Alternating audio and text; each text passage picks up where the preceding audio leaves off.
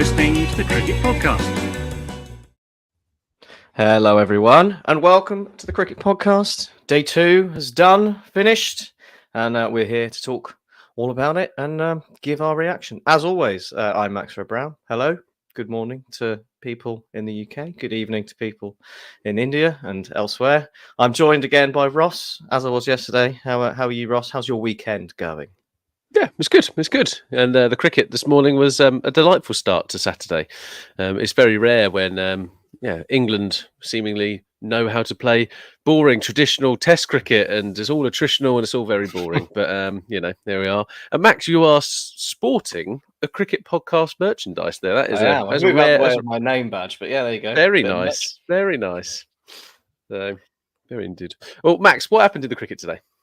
Well, Ross, I'm so glad you asked. England started the day 302 for 7. Their task, obviously, get as many as they could for the last 3 wickets. Ollie Robinson got to his maiden Test match 50. 58 from 96 he ended up with. A very good effort indeed for England's number 9. Less good efforts from Bashir and James Anderson, who both fell to Ravi Jadeja very shortly after, leaving Joe Root not out on 122, but 353 all out. I think given where we were yesterday, we were saying like 350, that'd be great if England could get there. 300 was already good. 350, brilliant. Like, they'll be happy with that. Ahead of the game, I think, above par based on what we saw from the pitch. But despite Rohit Sharma falling early, Jaiswal, again, the thorn in England's side. And things were going quite nicely for India. They were 86 for 1 until Shubman Gill fell. And, looking pretty good. But a couple of quick wickets. Shab Bashir taking Gill, Patidar and Jadeja. And suddenly England were all over India. And it was down to Kuldeep Yadav and Dhruv Jurel to hold the fort a bit towards the end of the day to keep India just about, in the game. But arrest the slide somewhat. 219 for 7. They finished 134 runs behind at the end of day 2. A mountain to climb, Ross? Well, what I liked was yesterday, Max, we said that at the close of play, we thought it was quite balanced, right? It was slightly in favour of England, and this morning was going to be absolutely essential to the rest of this Test match. And we said that if England could get another 50 runs, that they would be in a really commanding position. And that's kind of what happened. I thought Ollie Robinson batted really well. Obviously, the wasting of DRS has kind of come back to haunt India a little bit there. Because Bashir and Anderson, they are just number 11s, right? It's just quite funny watching them bat. But Joe Root again batted well, and getting over 350 on this pitch was going to be so important. And winning the toss in this game, we said yesterday, was going to be absolutely essential to winning. And India just, I don't know, they let the game drift a little bit. Was my view. It was not the attacking stuff that we've seen in some of the other Test matches, and it was a little bit meek, is how I'd probably describe it. Yeah, I think that's a good word to describe, I think, how India have been in this Test match. And I think it started yesterday with the way they approached things when Root and Folkes were batting. They just sort of kind of bowled and hoped that the pitch would do the rest. Arguably, England had a little bit more help from the pitch because it started keeping lower a bit more today. But I do think England did a bit more, didn't they? There was Ben Stokes was moving things around. There was a good example of the Sarfraz wicket where he took the man out of short cover and moved into the boundary to encourage taking that single, and that led to the outside edge that went to slip. There's just a bit more of England trying to find ways of taking wickets, bringing catches in, whereas it was all a bit sedate from India yesterday. And I think the same could be said from the batting point of view. I think they didn't really do enough to try and put England's bowlers off. But Shab Bashir, 31 overs on the trot. We thought he'd got a break at the end of the day, and then it just turned out that Anderson came on so he could have a bowl from the other end. So he bowled 32 overs today, which is an incredible amount of work, and it's going to be a good massage at the end of the day. That's what he's going to get. His fingers are just going to fall off, aren't they, overnight? Like he's going to get some of that local honey that Moeen Ali got sent. So he's probably in was it Of Mice and Men, where Curly that sleeps in the glove of Vaseline? Actually, it's going to be Bashir in the gloves of the Moeen Ali finger ointment, and he'll just protect him at kind of all costs because he was brilliant today. Like you saw in the first Test match where he played, it was a little bit of kind of nerves. Obviously, he's kind of playing his 8th first-class game or something ridiculous. And today he bowled with control. He bowled with kind of accuracy, and his length I thought was in particular really, really good. And that was what the order of the day was. And I thought that England did really well on that front. I think Hartley took a little bit of time to get into that rhythm, but there was a period where it was very, very difficult to score runs. You mentioned the pitch, and we'll come on to that in a bit. But there is a thing here around being really disciplined, and that's what Bashir offered today, which the likes of kind of Rian Ahmed didn't quite offer in the previous one, because bowling leg spin is a far different piece to bowling off spin. And this today was a win for high release point picks. Yeah, but Bashir was brilliant. I don't actually remember him bowling a bad ball really, or all day. I thought he was excellent, and yeah, the control exactly, as you said, the order of the day. Because if you can bowl it on a length and attack the stumps on a pitch like this, that's basically the job, isn't it? Because I've seen worse. I've seen worse pitches, right? That you can bat on it and score. Right, we've seen like Joe Root scored 100, Jaiswal scored 70 odd. When the ball doesn't hit the cracks, it behaves quite nicely. It's quite a normal pitch, but when it hits the cracks, it's an absolute joke. Like, it's embarrassing. Like the ball that got Ashwin, to an extent, Jaiswal, Stokes yesterday. I mean, it basically, like, there's a guy called Cricketing View, as you know, Ross, on Twitter, who has some interesting theories. One of which is that in Test cricket, batting is basically irrelevant, and this pitch sort of pushes it towards both batting and bowling being irrelevant, because basically it's random. If a ball hits a crack and goes along the floor at 1 centimeter off the ground, you can't do anything about it. You're stuffed. And that's stupid. That's crap. I don't want to see that from cricket. There's bad pitches where the ball explodes and stuff. The game ends in 2.5 days. And you're like, well, that wasn't a good pitch, but it's kind of fun at least, right? This is crap. It's just like normal cricket, and then suddenly, he's out. Well, that was fun. What could he do about that? I hate it. It's made me angry. Yeah, you said you were texting me earlier, and you said it takes away all agency from the bowler and the batsman, right? Yeah, and then you're just reducing it to a game of chance by that point, and that's not what the pitch is supposed to be, is it? But Max, and you saying that you can only play what's in front of you, right? Yep. Both from a pitch perspective and an opponent perspective. And a couple of people in the live chat who, thank you for joining us, kind of James Scott, Tim, Paul, Piyush, etc., highlighting that umpire's call was on England's side today.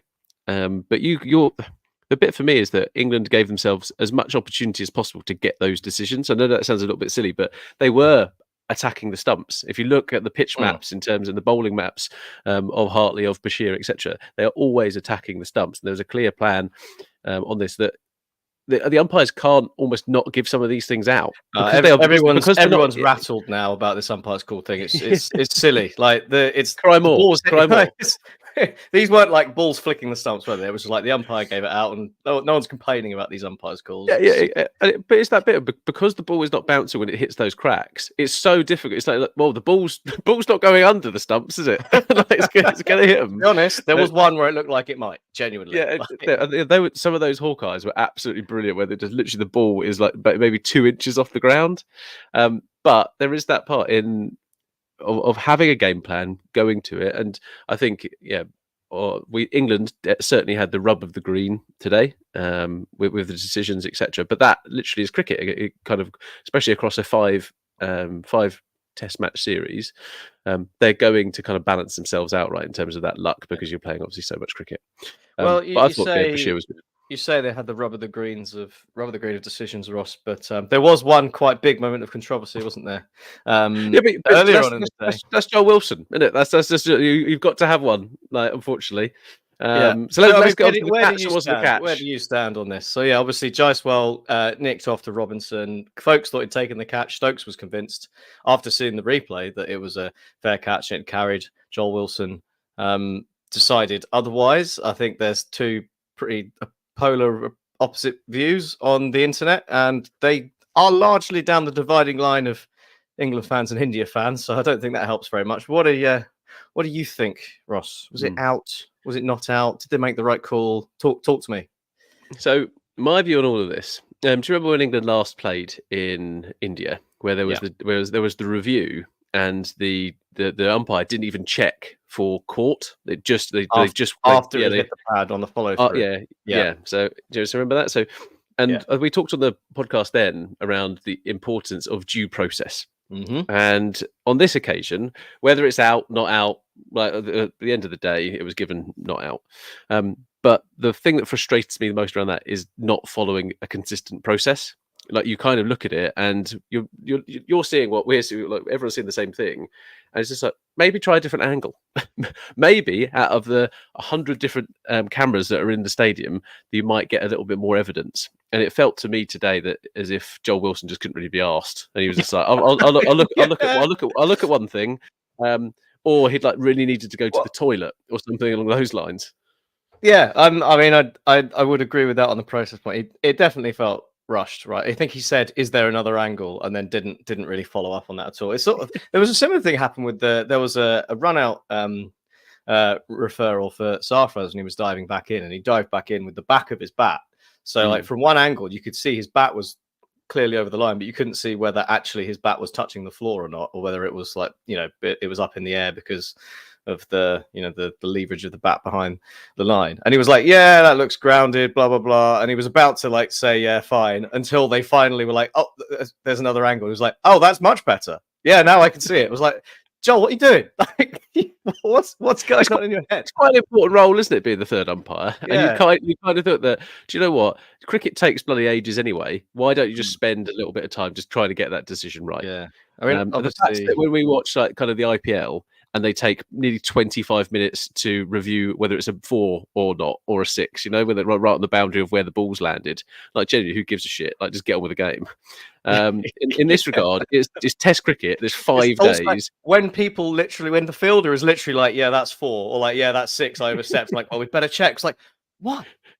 Yeah, just Why get are on you with checking? it. What's the But point? on this occasion, you're playing Test match cricket, and you want to have kind of that consistency. You want to have the kind of process followed, because if you don't, it kind of it undermines some of the authority that the umpires have in that game, and that is just that's disappointing for neutrals and for fans of both sides. And if that would have happened to India today, then they would have been right in there being kind of aggrieved by kind of what they were seeing in front of them. But it didn't transpire that way. Joel Wilson, as we know, is a bit of a joke sometimes, and you just have to factor that in. And both teams got to go in with it being like, probably going to get a bad decision here, but let's crack on. Yeah. You very expertly managed not to give an answer about whether you thought it was out or not, which is. I'm a training politician. That's what I really am. Yeah, that's what I really am. Yeah, I mean, I can. Given what Joel Wilson saw, I can see why he didn't give it, because it did look like it bounced. I think what the real take home from this is, apart from looking at replays properly, is Ben Folkes needs to not get green gloves, because that didn't help either. But we'll move on. It may or may not have been out. It didn't really matter in the end. The thing with Ben Folkes is that he could actually wear any gloves by the looks of things. Like, he could wear the novelty Mickey Mouse gloves. He could literally wear the Mickey Mouse gloves you get at Disney World. He literally could do that, and he'd make it look just completely normal. Yeah, I just wear these all the time. He's absolutely liquid with those. And I must admit, Jarrell has actually looked pretty good with the gloves as well. Yeah, I thought I've been really impressed. I thought he batted really well today. To not get India out of they're not out of the difficult situation yet, right? They're still 140 runs behind or whatever it is. But I thought him and Kuldeep actually batted really quite well together, especially against kind of what was a testing time, but you could see kind of the England bowling lineup a little bit tired, and Stokes didn't really shuffle the pack kind of too much on that front, purely kind of what you were saying, right? I think there was light, because England, they went off for light a ball early before tea, which was hilarious. They had floodlights on, but I think to your point, because of the spin, he was just like, nope, it's working so far. I thought they could have gone to Joe Root maybe 1 or 2 overs earlier on that, just to kind of see it. But I'm not Ben Stokes, and he's pretty good. Most of what Ben Stokes has done has worked quite well so far. So yeah, I'm almost getting to a point where like whatever Ben Stokes does, I'm just not going to question it anymore because it just seems to work. But getting rid of it was funny. But Max, in terms of India's batting, we haven't really covered that in particular. Jaiswal again, he's gone over 600 runs for the series so far. Incredible. Which is pretty unbelievable. He's chasing Sunil Gavaskar's kind of 740 odd, which he hit against the West Indies in the 4-match series, and then he's got Don Bradman in his sights with the kind of 940 hit in an Ashes series way back when.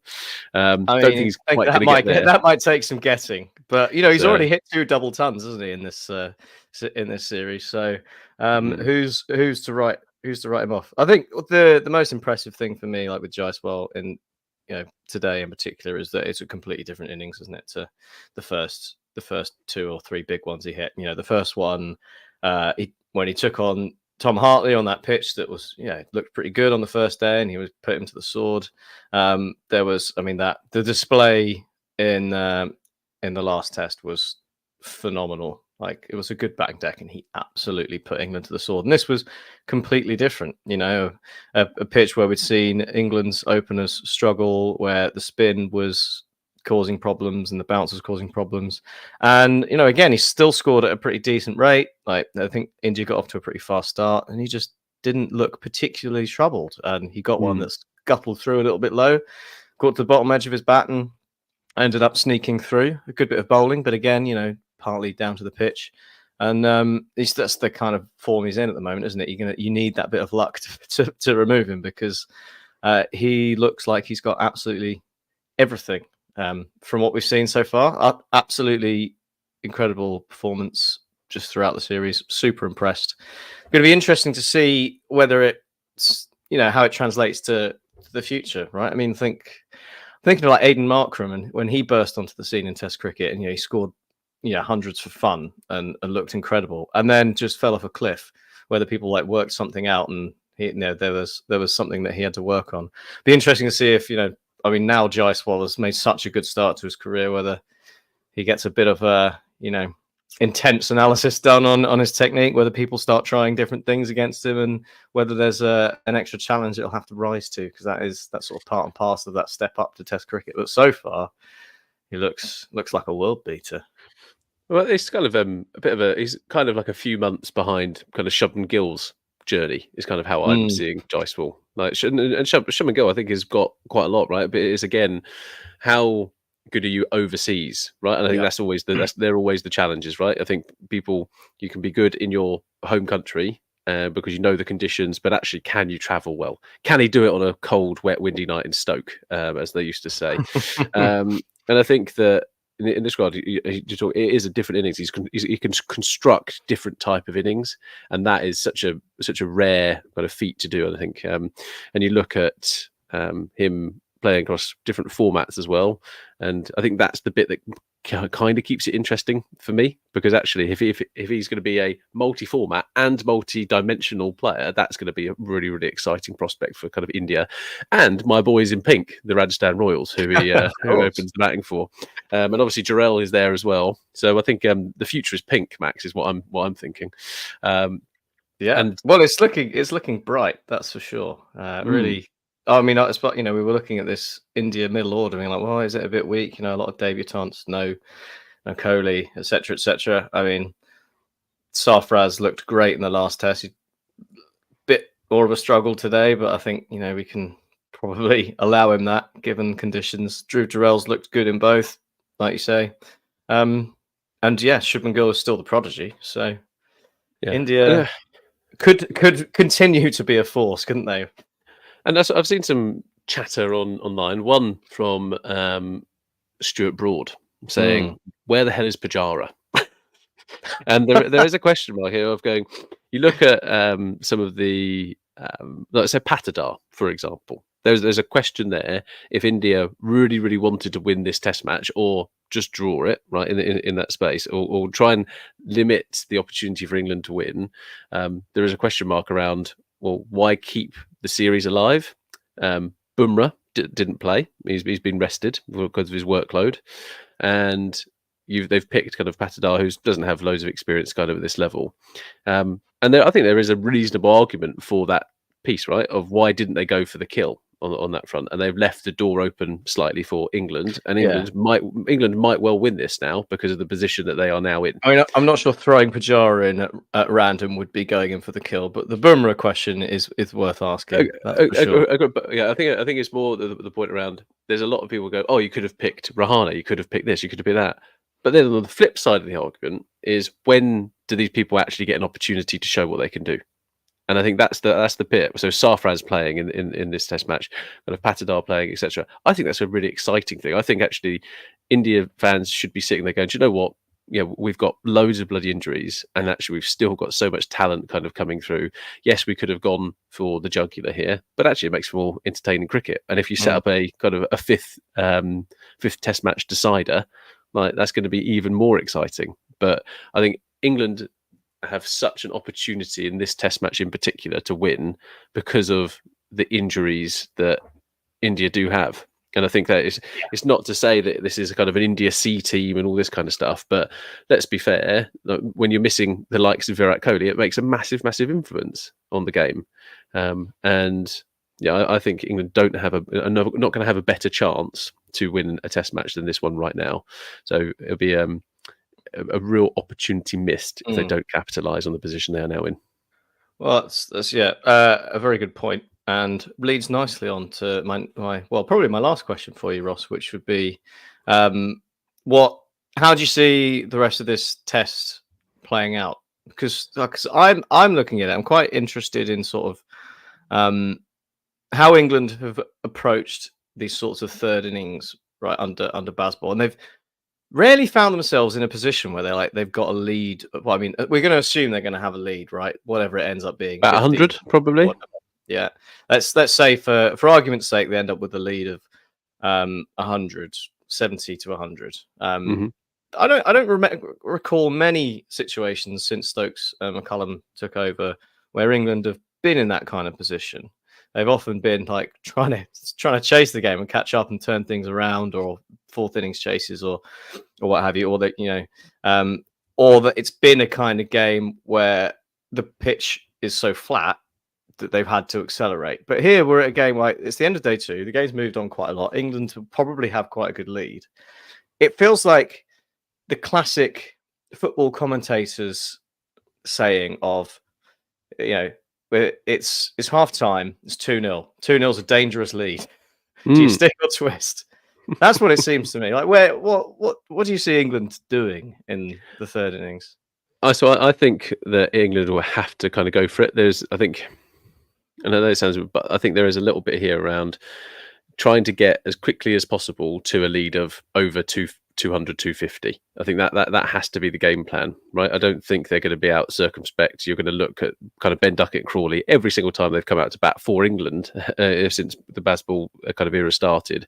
It's always been aggressive, kind of front foot. Let's go after it, and it has to be exactly the same here. They have to take advantage, but we've seen that it is really difficult with the new ball on this pitch. Like, there is a real opportunity, and that's why I think that the game isn't quite over in that space. I think a lot of people kind of go, well, look at the pitch. There's a 100-run difference at the moment. I'm not sure it's quite over just yet. I still think India have a chance, purely on the fact that if they can eke themselves up to just maybe a 40-run deficit. And you look today, I think Jarrell showed that he had a bit about him.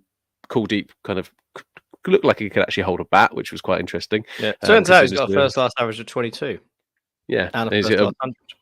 Yeah, so there we go. But I think on this occasion, it's probably now into 80% England on my Ross Fizz. Yeah.